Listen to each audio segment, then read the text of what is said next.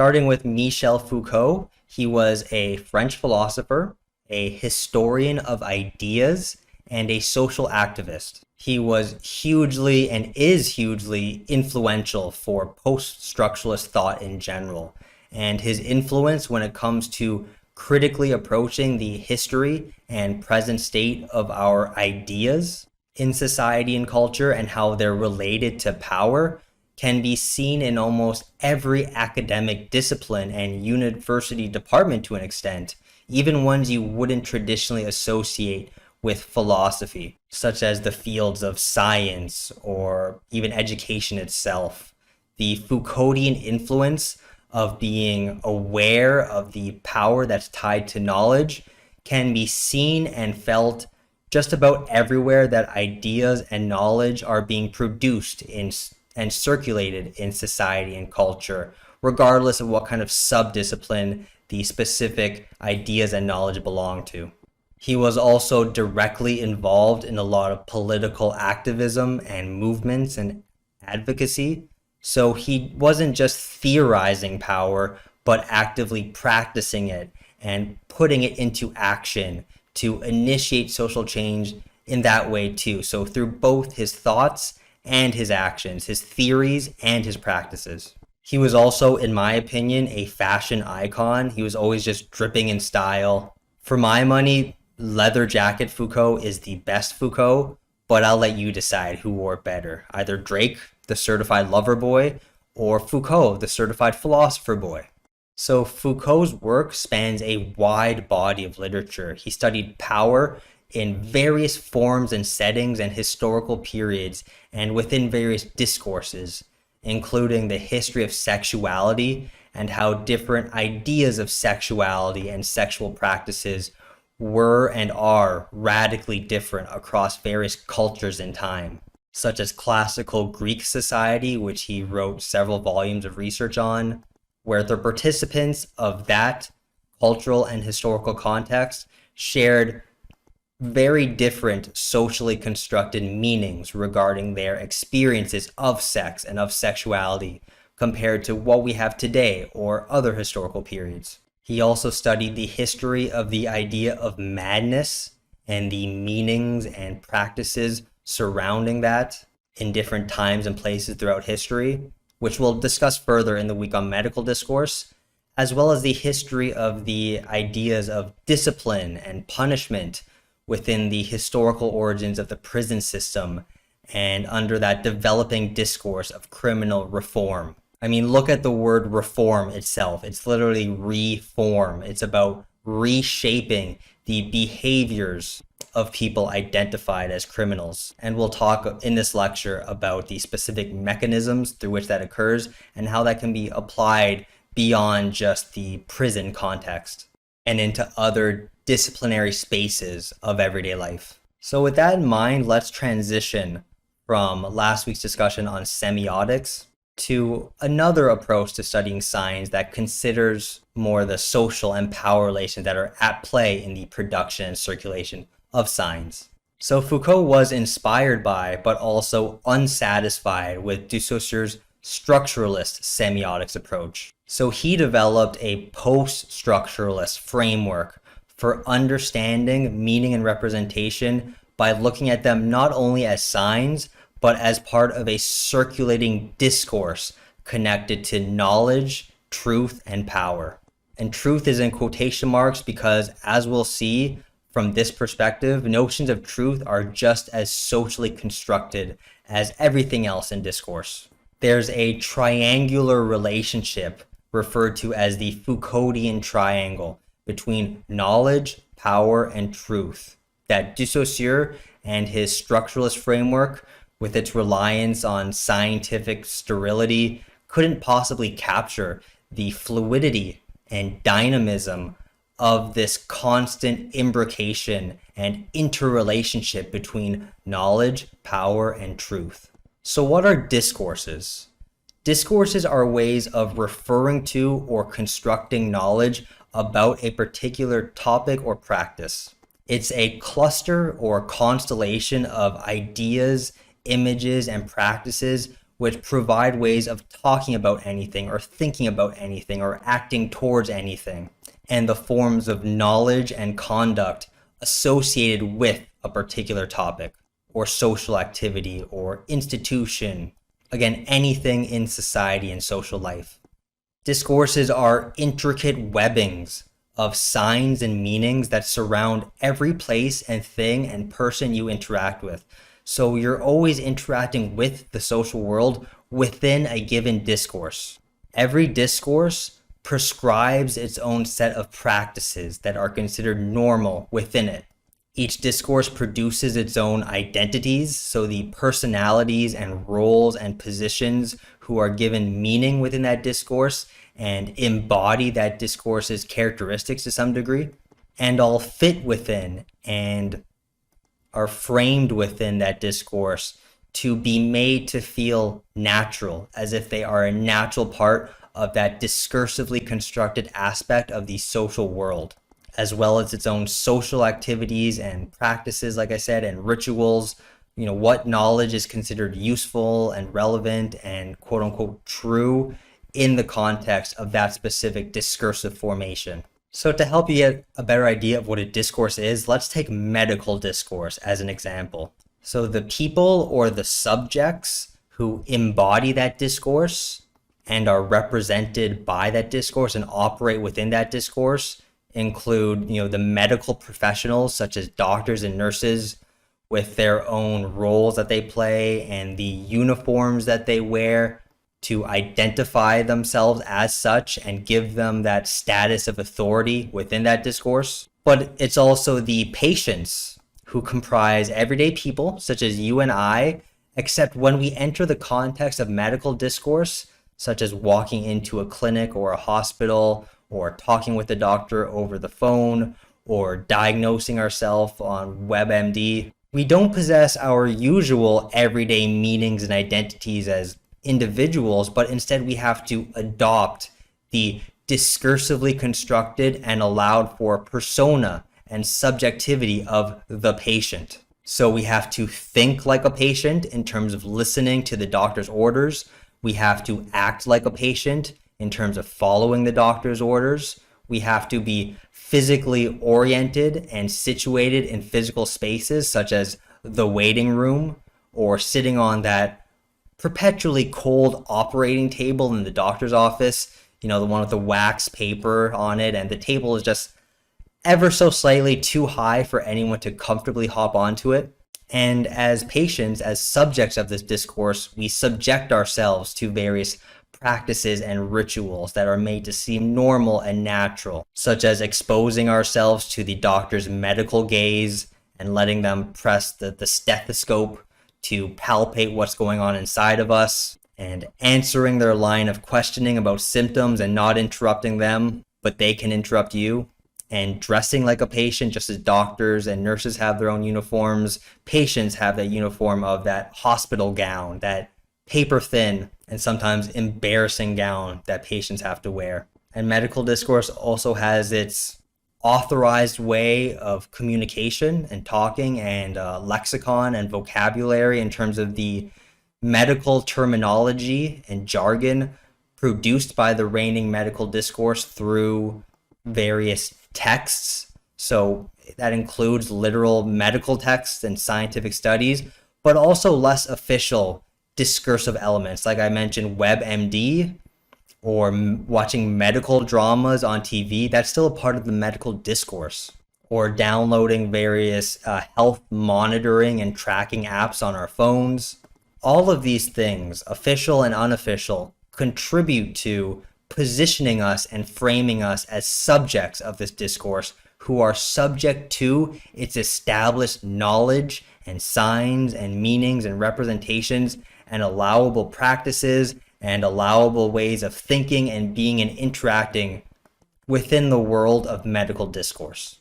So if you want to be able to receive meaning and produce meaning and possess meaning and exchange meaning, that is everything entailed in participating as a member of a culture and to not be a cast out Within a certain discourse, you need to be able to understand and adhere to the rules of that discourse. So the specific signifiers and signifieds that predominate within that discourse, and what it means to be considered normal and to act normally, and the practices that are considered normal, and the types of personalities and appearances and all aspects of our being that are produced and prescribed with the meaning of being normal under that discourse. So going back to medical discourse as an example, all of those elements that I listed within discourse serve to channel power away from people in the subject position of the patient and into the control of people in the subject position of medical expert,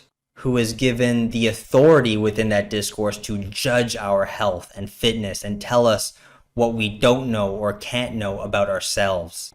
They're the ones who shape the discourse to begin with by producing the knowledge and constructing the meanings behind certain signs and symptoms that patients perceive in themselves but can't give meaning to by themselves.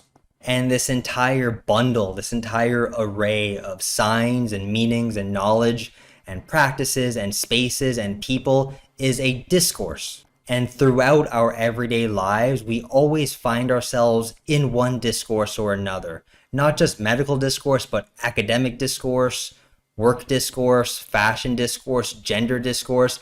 Every single thing and topic and experience has its own discourse. And each one organizes and directs and wields power over our subjective experiences within the context of that discourse's signs and meanings. And it subjects us to adopting a certain subjectivity, a certain experience and interpretation of the social world around us, and typically one that benefits those who create and maintain the discourse at the expense of those who occupy that discourse. So in medical discourse, the people who write the medical textbooks and scientific studies and conduct research that just becomes the truth in that social context, and the doctors who exert their power through their medical gaze of the patient, they create and maintain medical discourse. So they have more power within that discourse compared to us, the people, the laymen who just walk into a clinic or a hospital or WebMD, virtually that is, and subject ourselves to the power of that discourse simply by occupying it and entering into its signs and meanings. So discourse constructs the topic of our conversations and our thoughts and our practices. It governs the way that a topic can be meaningfully talked about and reasoned about. Just as a discourse allows certain ways of talking about a topic, defining an acceptable and comprehensible way to talk or write or conduct oneself, it also excludes and restricts other ways of talking and writing about things or looking at things and of conducting ourselves. So there are always significant power relations and strategic relations connected to the production and exchange of meaning in culture. What you can talk about and conceive, and what's inconceivable and unintelligible in discourse, so you don't even consider thinking about it or looking at it in ways that aren't already prescribed and allowed within that discourse. Power is inseparable from discourse, and it's a necessary consideration when studying any discursive formation, whereas it isn't as much of a consideration in the relatively neutral framework of semiotics, which mostly just looks at the nature and function of signs and symbols themselves without their relation to notions of knowledge, power, or discursively constructed truth, which is what differentiates it from discourse analysis. One important difference is that the semiotic approach is concerned with the how of representation, that is, its functions, whereas the discursive approach is more concerned with the why behind the representation. That is, why is representation functioning in this specific way, connecting these specific signifiers to these specific signified meanings, and at whose behest and benefit, rather than functioning in alternative ways as it may have in the past in a different time and culture. So it looks at the effects and consequences of representation, that is, its politics and implications for power disparities, putting someone in a position of dominance and others in a relative position of social subordination, and then normalizing these power relations so that they appear and are understood as natural to both the dominator and the dominated. So the discursive approach examines not only how language and representation produce meaning, which was last week's focus, but how the knowledge which a particular discourse produces connects with power and regulates conduct and makes up or constructs our identities and subjectivities and defines the way certain things can be represented and thought about and practiced and studied in real concrete ways, the practical effects of all that signification going on in our heads as a result of the representation and culture which we discussed last week. What interested Foucault were the rules and practices that produced meaningful statements and provided a language for talking about and a way of representing the knowledge about any particular topic at any particular historical moment. Discursive formations surround our experience of everyday life and regulate our interpretation of everyday life, depending on the historical period and context we find ourselves in, so that each historical and cultural context produces its own discourses, its own signs and meanings and power relations and ways of being and thinking and knowing oneself and knowing the world around them. So it's important to keep wrapping our heads around the idea that discourse never just consists of one statement or one text or one action or one source. It comprises an entire webbing of intricate, dynamic, constantly heterogeneous, which means different as opposed to homogeneous, discursive elements working in conjunction with one another to surround our experience at every turn so that we interpret our everyday experiences in a certain rule-governed way, almost naturally and spontaneously, without considering the social and discursive construction of these things and their meanings that we just take for granted as being natural. So as seen with the medical discourse example, it's not just one medical book or one centralized hospital location or one doctor in the world who defines all of medical discourse.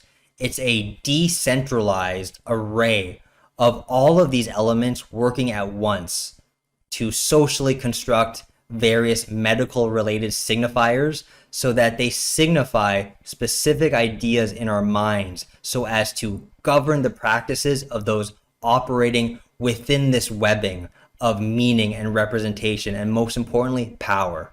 So take for another example, the discursive formation that surrounds each distinct religion and allows it to wield power upon the subjects within each discourse. So each religious discourse has its own canonical texts, such as the Bible or the Quran or the Tanakh, and the physical locations and structures of spaces like churches or synagogues or mosques, and the specific ways that objects and symbols within them are organized, such as the seating arrangements of the pews or the garments worn by the priests or other religious figures, or the crucifixes or the other religious symbols furnishing the walls of these spaces. There are various practices and rituals, such as receiving the Holy Sacrament in the form of that circle of flatbread meant to symbolize the body of Christ in Christianity. The ways that you're allowed and not to allowed to act at a religious ceremony, the various religious leaders and hierarchy of authority figures, such as cardinals, the Pope, local priests, the various stories and myths and legends that each religion tells with its corresponding morals and values. So the story of Adam and Eve, or the concept of heaven and hell. All of these things, this whole array of heterogeneous elements come to seem as a natural and automatic part of everyday life of the religious subjects who belong to each religious discourse. So the loyal followers and how they conduct themselves according to the standards of living and meanings of what it is to be a good Christian or a good Muslim that are prescribed by that religious discourse that they identify with and participate in. So Foucault is a constructivist in that he posits that discourse defines what can be known, and nothing which is meaningful exists outside of discourse. I mean, things exist like materially and physically, like they do have a material existence in the world, such as like we said with the tree falling down in the forest when no one's there to hear it. Like there is still the physical material reality of that tree falling. But if no one's there to give it meaning, then it doesn't exist meaningfully. It doesn't exist in discourse, and everything with meaning exists in a discourse. Nothing has any meaning outside of discourse. This idea that physical things and actions do exist in some sort of objective reality, but they only take on meaning and become objects of knowledge within discourse. So various symbols and words and ways of speaking and thinking and acting in discourse are presented to us as having natural and permanent meanings, that they just are the way they are, and we should just accept them without questioning them or trying to change them. But what Foucault sets out to do is dig into the historical development of various topics that are constructed in discourse, such as sexuality, madness, or punishment, and to deconstruct them, to show how these categories aren't natural at all, but have been socially constructed deliberately by people over a long period of time and can thus be changed by people again in the present and in the future. And we can see this in how the accepted definitions of sexuality, madness, and punishment, as well as the acceptable practices and relationships surrounding them, such as the authorized sexual partner relationships, or the doctor-patient relationships, or the guard-prisoner relationships, and the rules surrounding these categories and all of the knowledge of what's considered true regarding these topics have transformed over time depending on the historical context and who was in dominant social positions at the time. I mean, at points in history, some of these discursively shaped relationships didn't even exist, and thus, despite feeling to us as natural, are not natural, but constructed within a certain social context and discourse. So all social forms of thought are inevitably caught up in the interplay between knowledge and power. Our ways of thinking and perceiving and therefore being are all shaped by our knowledge of the world and of ourselves. But if knowledge is socially constructed by underlying dynamic power relations, there is potential to struggle against and change existing power relations to then change whatever the reigning discourse is governing a topic at any given time, and subsequently change our ways of thinking, perceiving, and being related to that topic and in any experience of everyday life. So Foucault wants to historicize discourse and representation and knowledge and truth. That is, show how they're a product of a certain historical context, as opposed to the rather ahistorical tendency in semiotics. So things mean something and are true only within a specific historical context. Foucault didn't believe that the same phenomena could be found across different historical periods. So at one point in time, it was considered true that the sun revolved around the earth due to the knowledge available at the time. That truth that the sun revolves around the earth came just as naturally to the people existing back then as does the idea of the earth revolving around the sun that constitutes the truth in our historical era. Again, that's kind of an innocuous example without too many power implications involved, but think about more social topics such as gender and cultural relations, where knowledge and ideas of truth not only structure the meanings and representations in our heads when we think of certain genders and cultures, but also how we act and socially interact with and treat other groups of people identified by gender or ethnicity within that discourse and its proliferating meanings that define what it means to be a certain gender or ethnicity. And this can lead to potential discrimination against or committing violence against others based on the reigning knowledge and notions of truth that we have regarding these topics in discourse. So knowledge and truth are historically situated. In each period, discourse produces forms of knowledge, objects of knowledge, subjects of knowledge, and practices of knowledge which differ radically from period to period with no continuity between them. History isn't just a linear progression. It's fundamentally non-linear so that there is a radical disjunction between our current historical era and those in the past and those that will emerge in the future.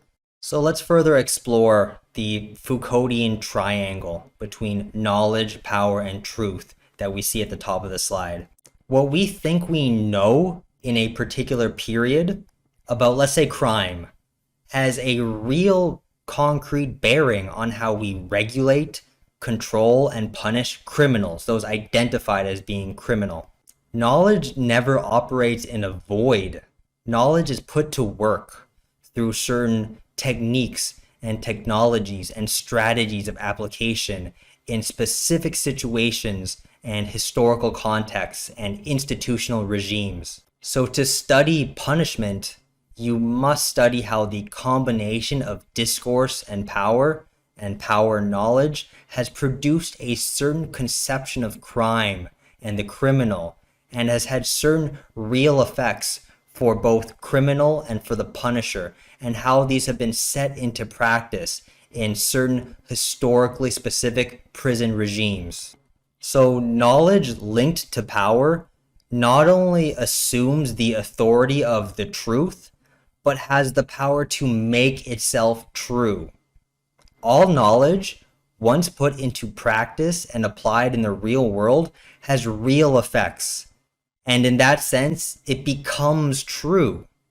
So things like government and institutional policies are based on the existing knowledge that's in circulation. So if the existing knowledge dictates that, let's say, single mothers raise delinquent children who are more likely to become future criminals when they reach adulthood, then policies will be put into place to discourage and disempower single mothers from raising children, instead investing in policies that benefit traditional double-parent households who the existing knowledge says raise good law-abiding citizens. All these policies will give them and those households the child care resources that aren't offered to single mothers in society. Then, those single mothers will be deprived of the necessary child care resources with which to raise their children. Thus, they'll be put in a disadvantaged position to more likely fail in raising their children, and then as a result, they are statistically more likely to raise a greater proportion of future delinquents and criminals. And then the academic discourse of criminology and statistical study can observe this phenomenon and say, see, it's true. And for all intents and purposes, it becomes the truth of the matter in a sort of self-fulfilling prophecy. Because if everyone accepts and follows a certain piece of knowledge as if it were true and starts acting as if it were true, then what's the practical difference between that and actual truth? Truth doesn't exist outside of us or above us, but is created and wielded by us. Notions of truth are social constructions meant to govern behavior on the basis of a constructed knowledge. It's a self-perpetuating cycle where knowledge facilitates truth, which facilitates power, which provides the basis again to make it easier to produce more knowledge and create more truths of this world that others must adhere to, thus affording those in control of shaping discourse the ability to direct this positive feedback loop towards consolidating power through discursive constructions of knowledge and truth. So knowledge is never neutral. It's created and disseminated with a purpose in mind. the purpose of deciding what is and isn't true. And every power relation is accompanied by some sort of knowledge that facilitates that power relation and normalizes the empowering of someone at the expense of someone else. And vice versa, every piece of knowledge is accompanied by some sort of power relation that benefits from the existence and circulation of said knowledge. According to Foucault, the academic study and classification of human behavior, as if it were a science, effectively turns people into objects of knowledge, of biology or of linguistics or of economics or social studies, etc., into which people are divided and categorized in various ways, such as criminal or deviant or sick or healthy or normal or abnormal, which these people then come to believe about themselves and see themselves as such, because it's the only way that they can make sense of their experience from the limited available meanings within that discourse. And this belief that they are what knowledge tells them they are, criminal or deviant or healthy or sick, then affects their everyday practices in that they conduct themselves with this knowledge in mind to try to avoid being classified as abnormal or deviant or undesirable within that discourse. And again, it effectively becomes the truth for all those participants within that discourse, even for those who don't benefit from these arbitrary, socially constructed and socially enforced notions of truth. So just as knowledge doesn't exist outside of power, truth doesn't exist outside of power. Truth is a thing of this world, of the social world of humans, and it produces and is subject to regular effects of power. That is, people who have power can shape truth and define truth, which is then adhered to and followed by everyone else within that society. Each society has its own regime of truth. That is, the types of discourses which it accepts and makes function as true, and the mechanisms and instances which enable people to distinguish almost naturally, almost spontaneously between true and false. Again, true and false within the context of that discourse. There's no such thing as naturally true or naturally false. It's just what the shapers of that discourse want people to see as true and see as false and act accordingly. And the shapers of discourse usually invest themselves with the power and the authority and the legitimacy to be seen by others as those who are responsible for determining what counts as true and enforce it in society. And others just accept the legitimacy and the authority and the power of these figures, because that's what discourse says is true. It's a feedback loop between knowledge and truth and power. Hopefully you're starting to see that imbrication between all three and the inextricability between all three, how you can't have one without the other two. So there's nothing natural about these truths that appear to us as being self-evident. It's all socially constructed.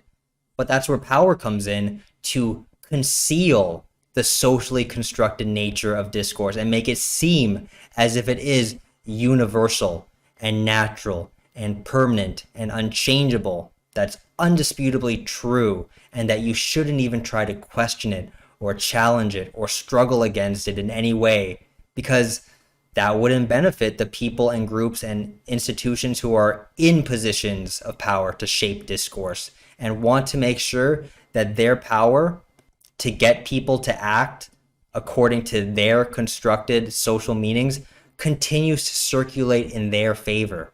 Because power, just like knowledge and truth, is never fixed and unchanging. It's always circulating and flowing.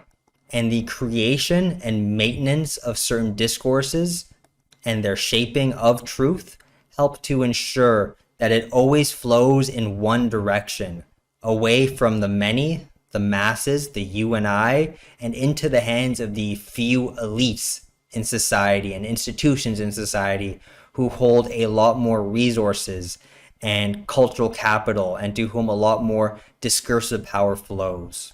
What Foucault sets out to do is denaturalize everything that has come to appear natural within any given discourse, And to do that, he digs into the genealogy, the family history, if you will, the historical origins of various fields and topics that are constructed within discourse, which, like I said, he undertook this in studying the history of the concepts and meanings related to experiences of madness, sexuality, and punishment. He sought to deconstruct these categories to show how they aren't inherently natural or rational, but are contingent upon a deliberate historical process of strategic social construction and rationalization over a long period of time. He shows how these meanings have been developed and shaped gradually over time to eventually ascend to the status of unquestionability and of ultimate authority with final say on the matter.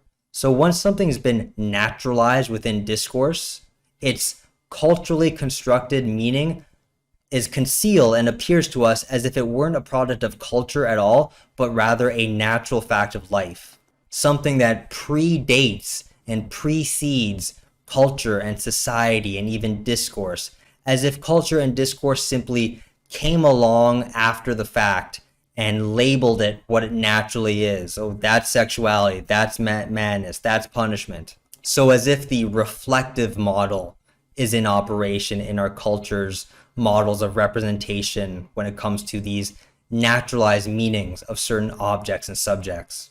So take the authority of a doctor, for example. You begin to not even consciously realize or recognize that they've been vested with this power and authority status as an attribute of the culture we find ourselves in and the values it places on medical knowledge and undergoing the specific rituals of medical school and following the authorized medical practices. It's not just this natural superiority that precedes culture in which that power relation is discursively set up.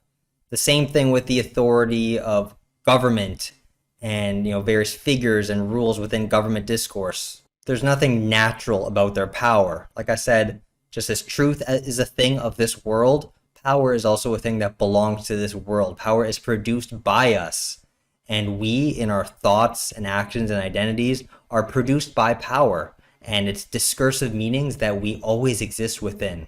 So we can't escape discourse, and discourse is inseparable from power. Therefore, we can't escape power either. It's all around us. Just as signs are all around us, as we discussed last week, power is right behind those signs, producing them and our interpretations of them and our adherence to them. But the good news is that all of these things, signs, meanings, knowledge, truth, and power, are malleable and can be changed by us as they're within our power as members participating within this culture and its shared meanings, and whose identities and ways of thinking and being and acting are consequently subjected to these meanings. The meanings and thus the thoughts and practices surrounding them in our everyday lives can be deconstructed and reconstructed so that the power relations and social relations and possible relations with ourselves and the world around us are liable to change for future periods of social existence. So the future won't look exactly like the present, just as the present doesn't look exactly like the past.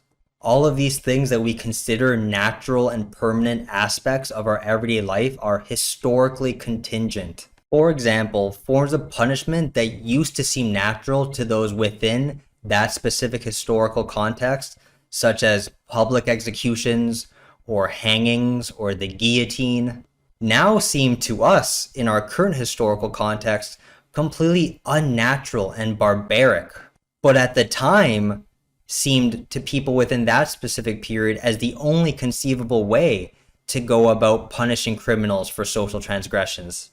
Back then, they couldn't see an alternative to their discursively constructed natural ways of doing things and punishing people. Like if I were to go back in time to the days of public executions and guillotines and proposed a prison system such as the one we have in present day, they would have scoffed at such a ridiculous and unimaginable idea. And we think they're ridiculous for doing that, but The prison system we have today for us has been naturalized just as much, to the point where we couldn't possibly think of an alternative. But centuries from now, people will in all likelihood have a completely different institutionalized and socially authorized form and system for punishing and deterring criminal behaviors compared to what we have. And we, in our current worldview, can't even fathom or foresee it.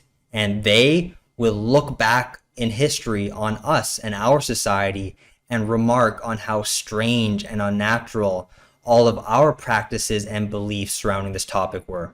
So this is Foucault's archaeology of knowledge method. Just like archaeology is digging into the earth to find different eras of fossils and other remnants from the past, he seeks to trace the history of knowledge formation to better understand the underlying history of power flows, as well as how we've reached our present circumstances and how our circumstances have come to be naturalized and have come to gain an untouchable status of appearing to us as objective and unchanging. And he seeks to point out and identify the social constructedness of what's been presented to us as natural, thus enhancing our ability to challenge and change what's been given to us within discourse. So, applying Foucault's framework to any topic, we can develop a checklist of sorts, comprising all the elements to look for when attempting to analyze any given past or present discourse in and of everyday life. Technically speaking, any discourse analysis approach would require each of these 6 steps. So we'll continue using medical discourse as an example for each one. First, we have the statements about topics, which give us a certain kind of knowledge about things and classify our experience of them, making them objects of knowledge. So for medical discourse, these statements include all of the medical texts and doctors' diagnoses and online resources that we refer to when we're trying to give a meaning to anything we experience that we can't make sense of ourselves. So take a bodily experience like a stomach cramp, for example. Just as all bodily sensations we experience, a stomach cramp doesn't possess an inherent meaning, but we give it meaning by going online to look up our symptoms or going to a doctor, and thereby identifying and diagnosing what we're experiencing by giving it meaning, socially constructed meaning, and making this originally meaningless sensation into an object of knowledge. It is now a stomach cramp that can be studied in medical texts and diagnosed by doctors and given all of these meanings within medical discourse and all of the treatments and practices that result from that knowledge, because it has now been classified and categorized and rationalized by discourse and brought under the reins of knowledge. So these texts, these statements, objectify our subjective experience. It turns them into objects of a certain knowledge, in this case, objects of medical knowledge.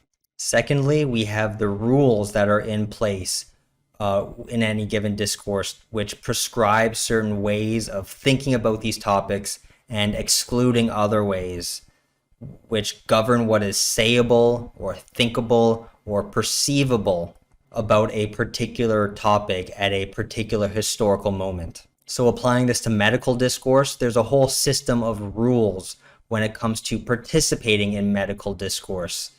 What you can and can't say, and how you can and can't say it, and the prescribed times and places and people to which you can divulge your symptoms, and the jargon-filled technical language that doesn't belong to the patient but is created and maintained by the power wielders in medical discourse. So to use de Saussure's terms, our paroles in everyday life with regard to any topic are governed by a langue whose rules and structures are shaped by underlying power relations, with some groups and institutions and elites benefiting over other groups and people in society. Thirdly, we have the people who are subjects of that knowledge and personify that discourse, possessing the attributes we would expect these subjects to have, given the way knowledge about the topic has been constructed. So these are the positions that a discourse allows people to occupy if they want to possess and exchange meaning within that discourse, and the subjectivities they have to adopt for each position they occupy. So in the case of medical discourse, it's doctors, nurses, researchers, medical students, hospital and clinic administrators, counselors, patients, paramedics, the sane, the mentally ill, the healthy, the unhealthy. We as people are all categorized and made into subjects of this discourse, often in multiple overlapping ways. Like you can fill several of these subject positions at once. And we each personify this discourse and bring it to life in the concrete roles we adopt and perform in our everyday formal and informal interactions. The fourth step is to look at how this knowledge about the topic acquires legitimacy and authority, a sense of embodying the truth about a given topic and constituting the truth of the matter at a historical moment.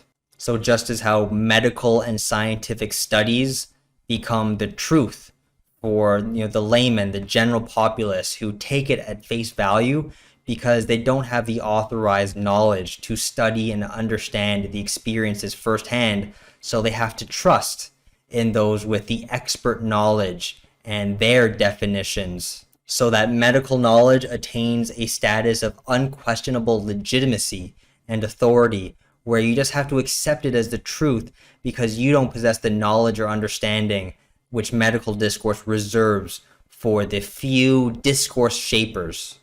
And then fifthly, all of these ideas and knowledge and notions of truth are manifested in and take form in the established and legitimized practices within institutions for dealing with us as subjects. So if medical discourse classifies you as ill and unfit, and you see yourself as ill and unfit as a result, then there are an array of medical institutions and disciplinary spaces in society that can put you under their power with their authorized practices for dealing with certain people, such as the ill and the unfit, with medical regimens and treatments and pill prescriptions and diets and protocols for those who are classified as being a subject of that and possessing forms of illness or unfitness, and to then regulate and organize their conduct and the conduct of individuals, groups, and populations according to existing knowledge and its resultant notions of truth that have manifested themselves in existing policies and practices and their real, concrete effects on the everyday conduct and lives of people subjected to these discourses and their related institutional powers. And then finally, we have the constructivist acknowledgement that discourse is socially constructed and that a different discourse will arise and replace it at a later historical moment, supplanting the existing one and opening up a new discursive formation and producing new conceptions and definitions of fields and topics and concepts, such as Foucault did with madness and sexuality and punishment, and therefore different possible identities, ways of conceiving and knowing ourselves and others around us, and new institutions with new powers and authority, and new notions of truth that regulate social practices in new ways. And again, medical discourse isn't just this permanent, universal, unchanging thing that you can see the exact same in every society and social context and cultural context. What one society's medical discourse has arbitrarily defined as normal and thus abnormal is different for every historical period. So the definition of madness, who was considered mad or mentally abnormal by society at any given time, has not remained the same in all historical periods, and it has meant a different thing and entailed different criteria and practices in every culture.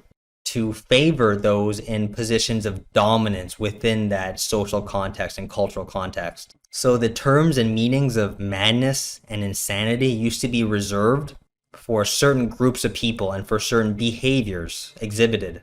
But the people in power who control the circulation of discourse have over time in different historical periods been able to change the definition of madness and insanity to include different groups of people and behaviors, usually more transgressive people and behaviors, people who are socially problematic for the people in power and who threaten to destabilize the existing power relations. Those are the people and groups and behaviors that were reclassified as being mentally ill and requiring reformation for their conduct, and they require to be studied and housed in various clinics and hospitals to restrain them and to keep them from their transgressive behaviors having any sort of influence on destabilizing the powers that be. Whereas more docile behaviors and people and groups, even though they could be just as mentally ill and mad and have been defined as such in previous historical eras, they were redefined as being normal and acceptable. Why? Because the people in power are totally okay with that, with those kinds of behaviors, because they don't threaten to destabilize their power in any way. So it's completely arbitrary and deliberately constructed, these categorizations, these classifications that we define ourselves as and are defined by discourse, but we think it's natural. And that's what Foucault is trying to get us to, snap into awareness and denaturalize these things and recognize and acknowledge the historical contingency of their discursive constructions. I mean, it's not like the physical experiences of mental symptoms or physical bodily symptoms have changed, but the meanings associated with them and the practices associated with them, they're the ones that have changed. Like a stomach cramp is a stomach cramp. For anyone in history, a caveman could experience the same stomach cramp that I'm experiencing, but that caveman wouldn't have all this knowledge, this constructed knowledge of I need to go to the doctor and I need to take this treatment, because it's only within the bubble of this discourse that bodily experience of a stomach cramp attains that specific meaning and requires that specific treatment and behavior and medical notions of what's normal and abnormal, and all of these values that are placed on it, which cause us to act accordingly.